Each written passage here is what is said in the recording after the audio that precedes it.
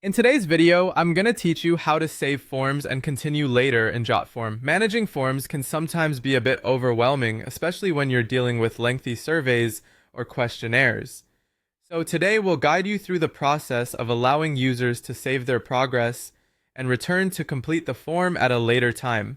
Whether you're gathering essential information or organizing an event, enabling this feature can really enhance the user experience by providing flexibility and convenience. To get started, the first thing you'll need to do is open your form. Begin by logging into your Jotform account. Once you're logged in, navigate to the My Forms section. Here, you'll see a list of all your forms. Find the form that you want to modify and select it. Once it's selected, click on Edit Form to open the form builder. Now that you have your form open, it's time to enable the feature that allows forms to be saved and continued at a later stage.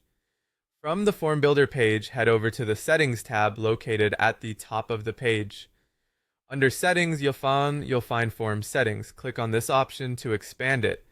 Now, scroll through the options until you find Form Status, or if you prefer, you can use the search bar and type in Continue Forms Later to quickly locate this feature.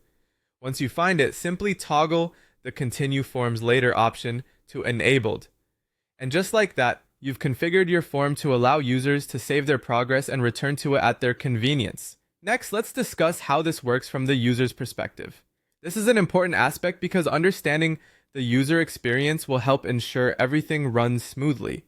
When users start filling out your form, they will automatically see a Save button. If for some reason this option isn't visible, you can manually add it. To do this, go to Add Form Element, then click on Widgets, and finally select Save and Continue Later.